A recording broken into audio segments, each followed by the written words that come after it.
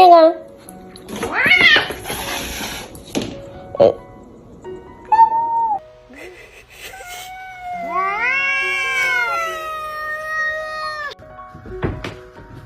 Man. Right! There! You're on fire! What the fuck?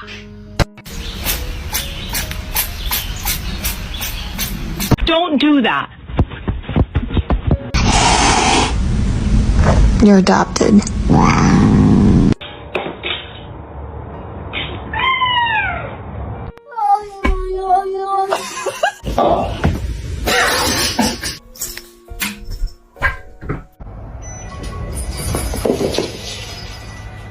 Fuck this bubble. And screw you, Marcus. Haha. What the hell?